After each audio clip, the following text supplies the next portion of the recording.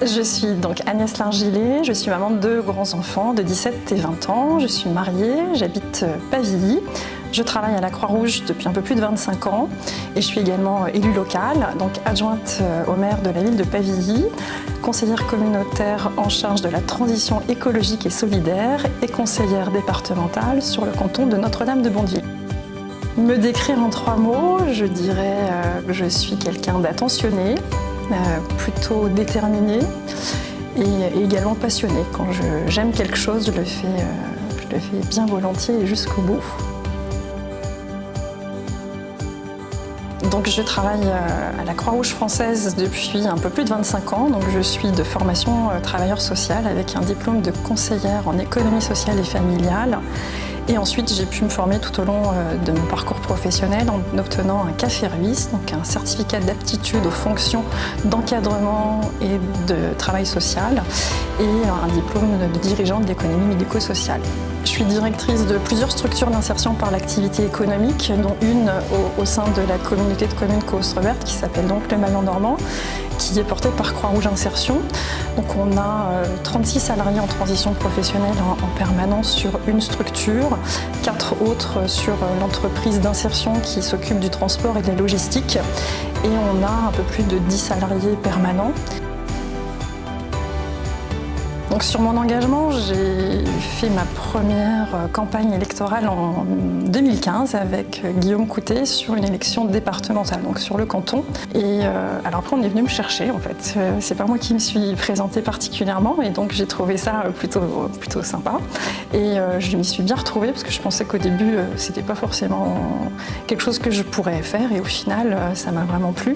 Donc j'y suis retournée en 2021 et puis en 2020, juste avant, j'ai pu aussi briguer avec François Thiers, le maire de Pavilly, le poste d'adjoint sur la ville de Pavilly en charge du développement durable. J'ai remarqué que quand on est en binôme avec mon collègue, beaucoup de personnes, comme c'est un homme, vont plutôt vers lui et pensent que je suis sa suppléante. Alors qu'en fait, on est sur le même pied, mais pour certaines personnes, c'est l'homme qui est le titulaire et la femme la suppléante. Donc ça se rétablit au fur et à mesure, on explique bien qu'on est tous les deux sur le poste de conseiller départemental du canton, mais voilà, certaines personnes pensent encore que l'homme est le titulaire et la femme la suppléante, alors qu'on est tous les deux sur le même pied d'égalité. Alors les femmes qui m'inspirent, ce sont ma maman et ma grand-mère, ma mamie Dédette, ouais, pour la citer. Ouais. Et je trouve qu'on a encore beaucoup de travail à faire pour, à rémunération, ancienneté et travail égal, avoir la même rémunération entre la femme et l'homme. Alors le quotidien des femmes, il peut être amélioré par un certain nombre de lois.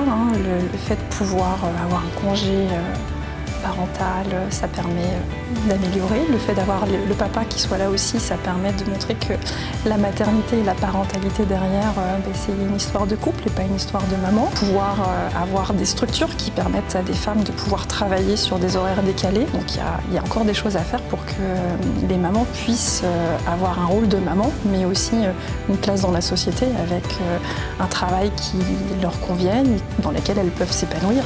Donc oui, sur la partie vraiment parentalité, il y a encore du travail à faire. Donc des choses sont mises en place. Il y a des micro-crèches maintenant qui ont des horaires bien décalés et qui permettent aux parents de pouvoir le faire.